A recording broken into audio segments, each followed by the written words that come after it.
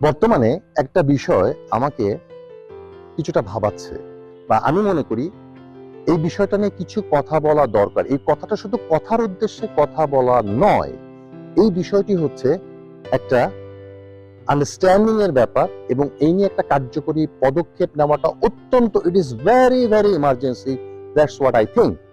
বিষয়টি হচ্ছে যে সাবেক স্বৈরাচারী সরকারের যে সমস্ত মন্ত্রী এমপি, বিশেষ করে মন্ত্রী যারা গ্রেপ্তার হচ্ছেন বিভিন্ন জায়গা থেকে, যেমন সালমান এফ রহমান গ্রেপ্তার হয়েছেন, তারপরে গ্রেপ্তার হয়েছেন আপনার সাবেক আইনমন্ত্রী আনিসুল হক এবং আইসিটি প্রতিমন্ত্রী পলক সাহেব।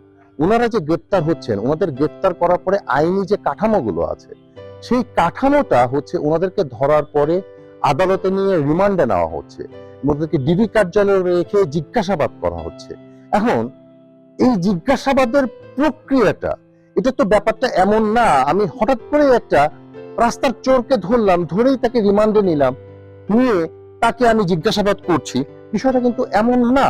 বিষয়টার যে একটা গুরুত্ব, the gravity of the offence, gravity of the situation, that we should consider.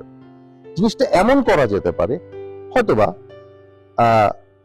ওনাদেরকে ধরার পরে আদালতে নিয়ে যাওয়ার যে বিষয়টা, আদালতে ওনাদেরকে তুলতে হবে। আদালতে তোলার পরে ওনাদের প্রাথমিক যে অভিযোগগুলো, সেই অভিযোগের ভিত্তিতে ওনাদেরকে জামিন না মঞ্জুর করে তারপরে হয়তোবা জেলে পাঠানো হতে পারে।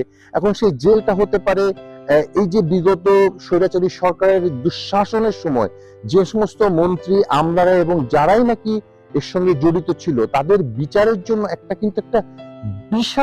বিশাল কর্মযোগ্য। এই বিষয়টা এমন না যে আমি একটা রেগুলার চোর ধরলাম বা ডাকাত ধরলাম, রিমান্ডে নিলাম, কিছু কথা বের করলাম, জেলে ঢুকালাম। বিষয়টা কিন্তু এমন না।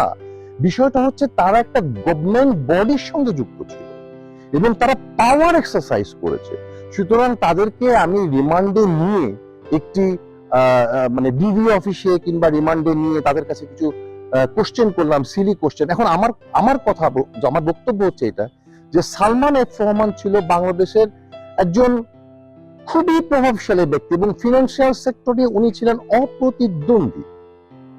এখন যে সমস্ত ইরেগুলারিটিস বা করাপশন গুলি হয়েছে, এখন ডিবি অফিসে নিয়ে একজন এসআই যদি ওনাকে প্রশ্ন করেন, তাহলে এই যে ইকোনমিক যে সেক্টরে যে সমস্ত ফিনান্সিয়াল ইরেগুলারিটিস গুলো হয়েছে, যে সমস্ত করাপশন গুলি হয়েছে, এই করাপশন গুলোর ডকুমেন্টারি প্রমাণ লাগবে।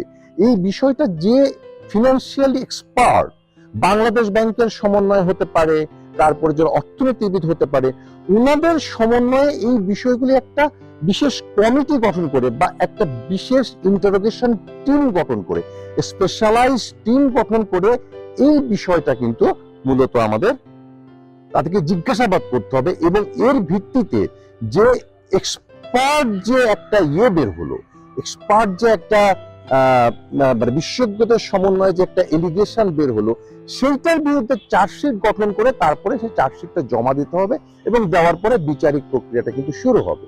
বাট আমরা খুব ভাবে দেখছি যে কোন মন্ত্রী জিজ্ঞাসাবাদে শুধুই হাসছেন, আবার কেউ ভাবছেন, কেউ হয়তো শুধু কাঁদছেন। তো এই যে হাসি কান্নার এই যে বিষয়গুলি, এবং এটা পাবলিক এই জিনিসটাকে খুব দেখছে বা খুব খাচ্ছে, বিষয়টা কিন্তু এই জিনিসটা তো সিলি ম্যাটার নয়। এই বিষয়টা যারা 17 বছর ধরে দেশটাকে তিলে তিলে ধ্বংস করে দিয়েছে, তাদের বিচারিক প্রক্রিয়াটা কিন্তু খুব ব্যক্তিত্বপূর্ণ এবং গম্ভীর পরিবেশে করাটা দরকার। এই বিষয়টা এমন না আমি ধরলাম আর রিমান্ডে নিলাম এবং পুলিশের যে সমস্ত এসআই আছে বা তদন্তকারী কর্মকর্তা আছে, তিনি জিজ্ঞেস করছেন, কেউ কাঁদছেন, কেউ হাসছেন। বিষয়টা কিন্তু এইগুলোর মধ্যে সীমাবদ্ধ না। তো এনাদেরকে জিজ্ঞেস করার জন্য স্পেশাল এক্সপার্টাইজ টিম দরকার। এক্সপার্টাইজ টিমের মাধ্যমে জিজ্ঞাসাবাদ করে প্রয়োজনে উনাদেরকে আপনার রিমান্ডে নিয়ে একটা স্পেশাল জেল তৈরি করুন, যে জেলের মধ্যে সব সুযোগ সুবিধা রয়েছে, সেখানে করে তাদেরকে একটা স্পেশাল টিম, হতে পারে ঢাকা বিশ্ববিদ্যালয়ের অর্থনৈতিক শিক্ষক, অর্থনীতিবিদ আছেন, অন্যান্য যারা ফিনান্সিয়াল এন্টারপ্রেনিওর আছেন, তাদেরকে নিয়ে সে সালমান এফ রহমানকে জিজ্ঞাসাবাদ করার জন্য ওই লেভেলের একজন অর্থনীতি বুঝেন বা যিনি নাকি একজন সমাজের প্রতিষ্ঠিত, বা যে কোনো, সে হতে পারে আব্দুল আওয়াল মিন্টু হতে পারে, ওনাকে নিয়ে হতে পারে, বা অন্য যে কোনো যারা অনেক বিভিন্ন ফিনান্সিয়াল বিষয়ের সঙ্গে যুক্ত, বা একটা ইকোনমিক বডি, তারা কিন্তু এই জিনিসটাকে জিজ্ঞাসাবাদের মাধ্যমে একটা ফ্রেমিং করে দিতে পারে, তারপরে তদন্তকারী কর্মকর্তা সেই মতামতের ভিত্তিতে একটা চার্জশিট গঠন করতে পারেন। এখন আমাদের আইসিটি প্রতিমন্ত্রী যিনি ছিলেন পলক, ওনাকে জিজ্ঞেস করার জন্য টেকনিক্যাল নলেজ যাদের আছে তাদেরকে নিয়েই কিন্তু মূলত একটা ইন্টারোগেশন টিম গঠন করা দরকার। এখন শুধুমাত্র এখন তো 2-3 জন 4 জন 5 জন গ্রেপ্তার হচ্ছে, এরপরে কিন্তু আরো গ্রেপ্তার হবে। তো ইনাদেরকে একটা ভালো করে কোনো ভালো জায়গায় রেখে একটা খুব গুরুত্ব দিয়ে with due importance and with due gravity তাদেরকে জিজ্ঞাসাবাদ করে একটা বিচারিক প্রক্রিয়ার মাধ্যমে আনা, এই বিষয়টা কিন্তু অত্যন্ত জরুরি। কিন্তু এখন যে বিষয়টা দাঁড়াচ্ছে সেটা হচ্ছে যে চোর ধরার মতো ধরছি, রিমান্ডে নিচ্ছি, কিছু কথা বলছি, কেউ হাসছেন কেউ কাঁদছেন, এই বিষয়টা কিন্তু বিষয়টা এমন হওয়া উচিত নয়।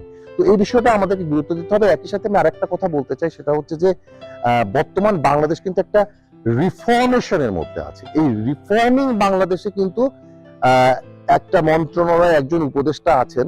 এখন এই উপদেষ্টাদের আন্ডারে গভর্নমেন্ট বডিতে যারা আছেন, সেই উপদেষ্টার আন্ডারে আছেন হয়তো বা ওনার সাথে কাজ করছেন হয়তো একজন সংশ্লিষ্ট মন্ত্রণালয়ের সচিবের আন্ডারে যে সমস্ত অ্যাডিশনাল সেক্রেটারি আছেন, জয়েন্ট সেক্রেটারি আছেন, সিনিয়র অ্যাসিস্ট্যান্ট সেক্রেটারি আছেন, এই যে গভর্নমেন্ট বডিটা কাজ করছেন, এখন উনাদের মানসিকতা কতখানি এই গণ অভ্যুত্থানের পরে উনাদের যে মানসিকতাটা, সেই মানসিকতাটা দেশপ্রেমের চেতনায় উদ্বুদ্ধ হয়ে তারা একটা রিফর্মেটিভ বাংলাদেশ গঠন করার জন্য মানসিকভাবে কতখানি প্রস্তুত এবং নতুন উপদেষ্টাকে ওনারা কতখানি সাহায্য করবেন, সেই বিষয়টা কিন্তু আমাদেরকে ভাবাটা বা জানাটা কিন্তু খুবই জরুরি। কারণ এখনো পর্যন্ত কিন্তু গত সরকারের আমলে টিমড আপ যে সমস্ত কর্মকর্তাগুলো রয়ে গেছেন, তারা কিন্তু এখনো কিন্তু এই বিষয়গুলিকে কতখানি ভালোভাবে দেখছেন বা তারা যে কি চিন্তা করছেন, তাদের মধ্যে এই গণ অভ্যুত্থানের স্পিরিটটা আসছে কিনা, এই কারেকশনটা আসছে কিনা, সেটা কিন্তু আমরা এখনো জানি না। তো এখন যে জিনিসটা করা দরকার, প্রত্যেকটা মন্ত্রণালয় একটা বিশিষ্ট কমিটি গঠন করা দরকার, উপদেষ্টার প্যারালালি বা উপদেষ্টার সাথে কাজ করার জন্য, একটা রিফর্ম করার জন্য, সমাজের প্রত্যেকটা সেক্টরে প্রত্যেকটা মন্ত্রণালয় রিফর্ম করার জন্য কিন্তু একটা কমিটি, বিশেষজ্ঞ কমিটি, একটা এক্সপার্টাইজ কমিটি গঠন করা দরকার। সেগুলো করে তারা কিন্তু এই কাজগুলি মানে যে সমস্ত সংস্কার বা যে সমস্ত